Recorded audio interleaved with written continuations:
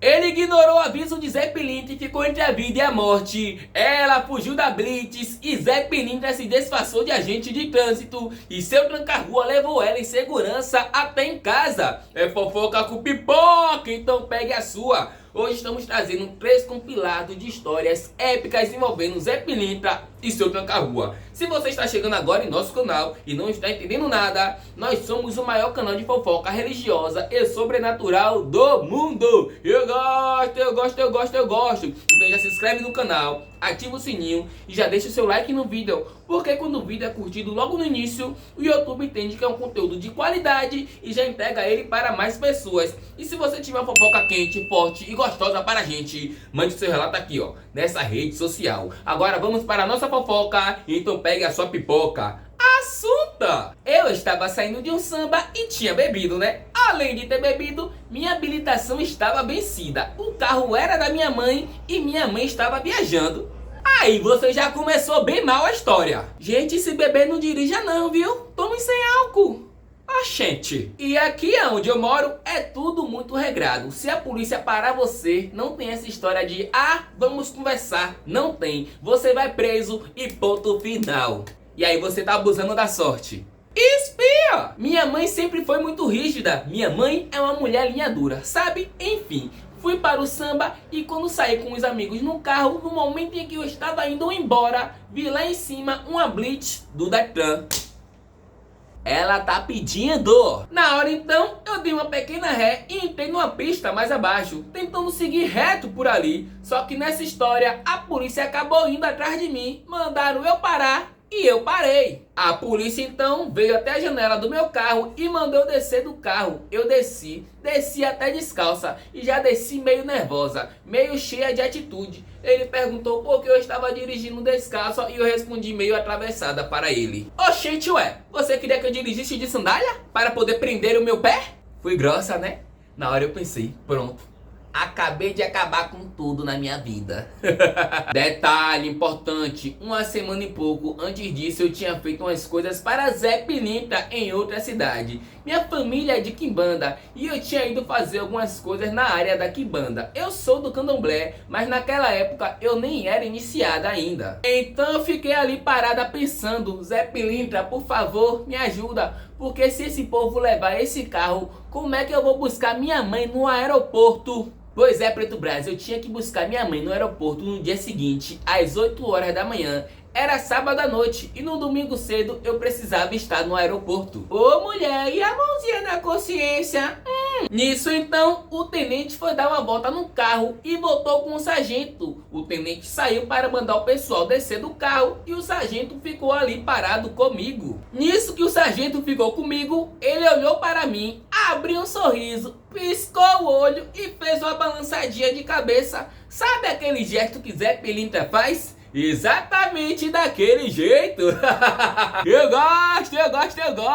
Eu olhei para o sargento e não entendi nada. Nada mesmo. Nessa altura do campeonato, eu comecei a abrir o carro todo, abri porta-malas, mostrei tudo. Enquanto eu estava ali mostrando o carro para um deles, o tenente estava conversando com uma amiga minha, perguntando de onde a gente estava vindo. Essa minha amiga foi lá e inventou uma história qualquer, tipo uma desculpa esfarrapada. Assunta! Só que aí então depois o tenente veio até mim e perguntou a mesma coisa.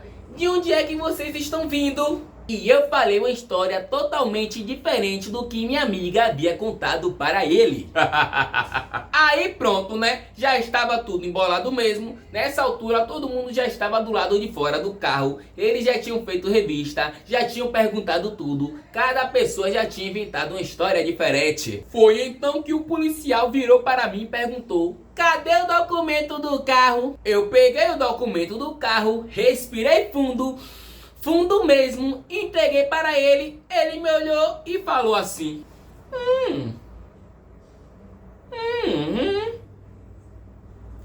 tá bom. Toma cuidado, viu? Boa noite para vocês. Nessa hora todo mundo se olhou. Eu olhei para ele e pensei: oxente, ele não vai pedir a minha habilitação não? E ele não pediu. Eu só respondi: tá bom, muito obrigada, essa polícia. Eu vou tomar cuidado. Velho, essas coisas é arte de quem? Essas coisas só pode ser arte de Exu. E o bafômetro também, pelo visto, ela não fez não, viu? Então eu fui e entrei no carro. Quando eu já estava entrando no carro, uma das meninas que estava comigo virou assim e falou: desculpa aí qualquer coisa, tenente. O tenente olhou para ela e perguntou: desculpa pelo quê? Porque você está pedindo desculpa? Na mesma hora eu virei e falei assim: não, nada não, tenente. Ela é doida, não se preocupa não. Não tem nada para pedir desculpa não. E mandei ela entrar logo no carro. Ô mulher, esse assunto tá doido, o cara já liberou, você tá procurando conversa. E assim eu fui embora. Eu não estava bêbada, mas tinha bebido. Estava dirigindo com a habilitação vencida. O carro era da minha mãe. Eu não apresentei a minha habilitação. Tentei fugir da blitz do Detran. O policial veio atrás de mim. Mas naquele dia, meu amor, o perigo era grande. E quem me salvou foi Zé Pilintra. Laroie, meu pai. Mulher, você é sortuda. Eu não dou a sorte dessa não. E nem você tente, viu? Se for beber, não dirija. Se for dirigir, tome seu negócio sem álcool. Tome vergonha na sua cara, rapaz.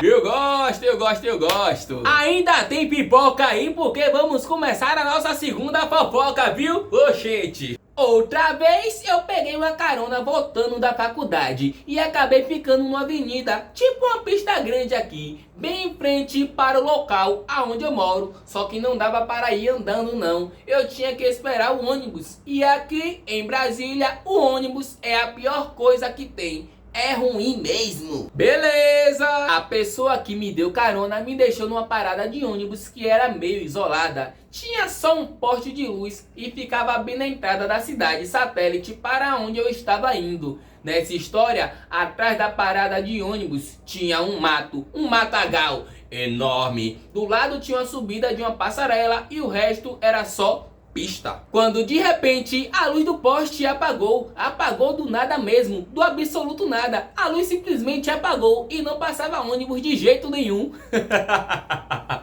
Eu senti o desespero dela daqui falando que a luz do poste apagou. Espia! Aí eu pensei, pronto, e comecei a pedir ajuda. Seu tranca-rua, me ajude. Seu tranca-rua, me ajude. Seu tranca-rua é o Exu da minha mãe e o Exu de meu pai. Eu fiquei ali pedindo ajuda para seu tranca-rua. Logo em seguida que eu pedi ajuda para ele, eu vi uma pessoa passando atrás da parada de ônibus. Ó. Não dá não. Eu saía correndo porque ela pista o quê? Fazia uma maratona na mesma da hora. Eu fazia uma maratona nessa pista daí.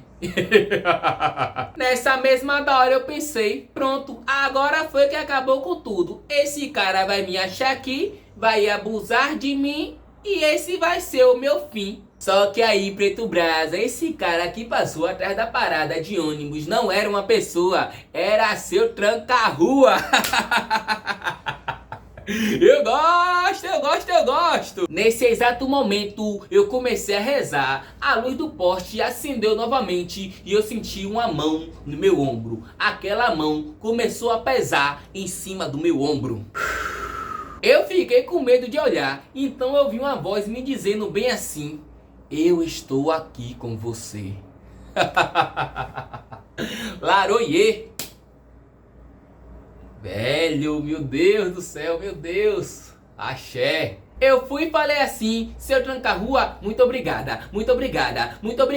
Eu fiquei agradecendo, falando meio desesperada. Pelo amor de Deus, não precisa aparecer pra mim não. Não precisa aparecer pra mim, porque eu tenho medo. Mas muito obrigada.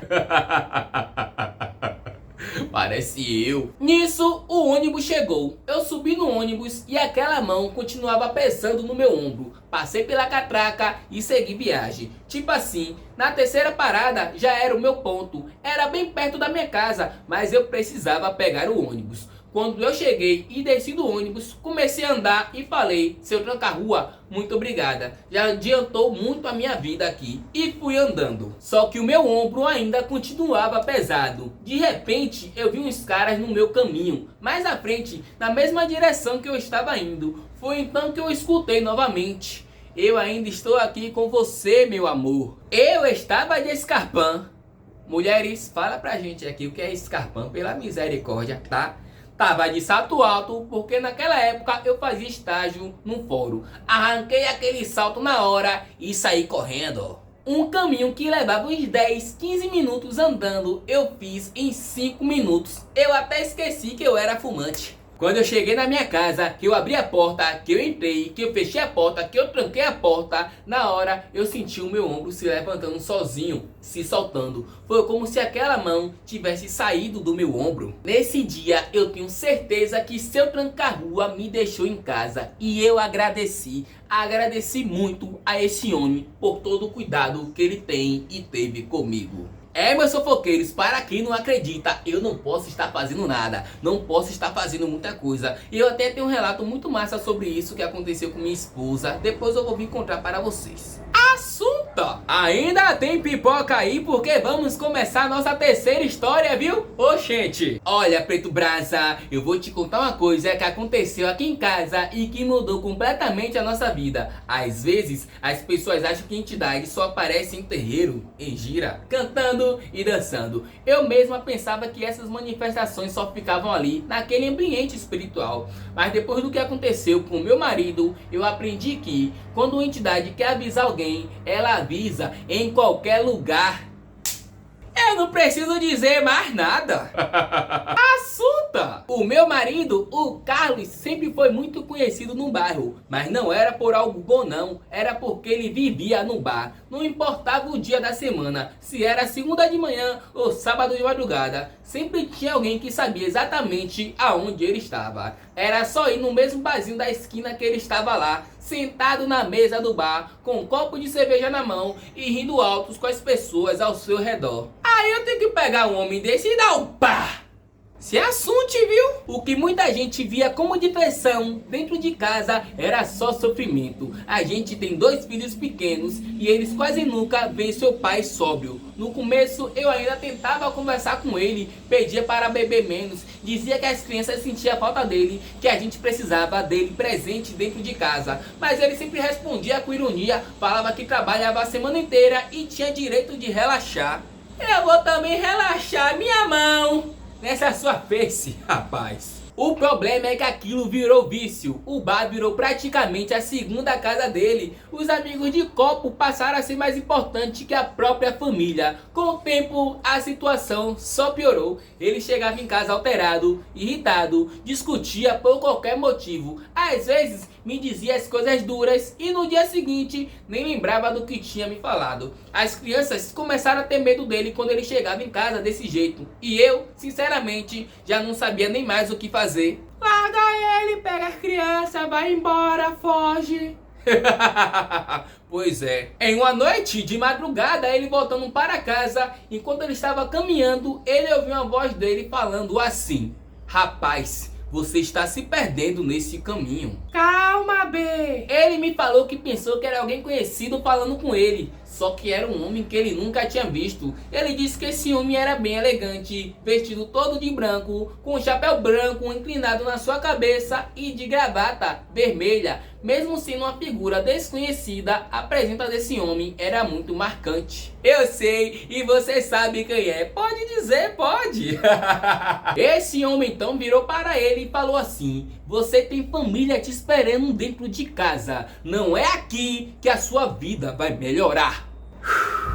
Assunta! Quando ele chegou em casa, ele chegou sorrindo, me contou o que havia acontecido e falou como se ele tivesse encontrado um maluco na rua. Espia! Alguns dias depois, Preto Brasa, aconteceu a mesma coisa novamente. Ele saindo no bar, bêbado, ele encontrou um homem parado na calçada. Esse homem estava sério e falou assim com ele: eu já falei com você uma vez, meu filho. Essa vida de cachaça vai destruir o seu corpo e principalmente a sua casa. Meu marido nessa hora ficou irritado e perguntou quem ele pensava que era para poder se meter na vida dele. Esse homem simplesmente deu um sorriso de canto e respondeu: ainda há tempo de mudar. Pense nos seus filhos. Eu sinceramente não sei como isso é possível. Eu também não sei se ele sabia que era Zé Pilintra. Mas eu desobedeci o aviso de uma entidade. Ela falou, pai, na mesma hora eu tô acatando, na mesma da hora. Quando foi da última vez, ele sonhou com Zé Pilintra. E no sonho, Zé Pilintra disse para ele parar de beber, para ele ir para casa, cuidar da gente, cuidar da sua família. E avisou para ele que essa era a última vez que ele aparecia para dar um recado. Nesse dia ele acordou assustado, suando. Ele até pensou em ficar em casa, pensou nas crianças, pensou em mim. Mas quando chegou de tarde, que seus amigos apareceram chamando ele para ir pro bar, ele não pensou duas vezes e foi no mesmo jeito. Aí não. Eu odeio. Só que nesse dia o bar estava lotado. Aconteceu uma confusão generalizada nesse bar e meu marido estava no meio. Ele simplesmente foi atingido de várias formas e até garrafa de vidro quebraram nele. É babado. Levamos ele às pressas para o hospital. Meu marido acabou se machucando muito nessa confusão. Ele teve complicações internas, principalmente nos rins. O médico falou que ele teve sorte de estar vivo, mas que ele sofreu danos severos nos rins por conta dos chutes. E que se ele voltasse a beber, ele poderia acabar indo de arrasta.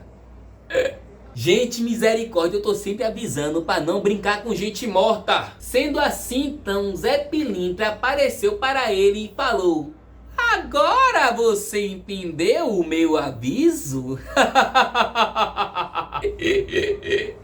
Ô, misericórdia, meu irmão, misericórdia.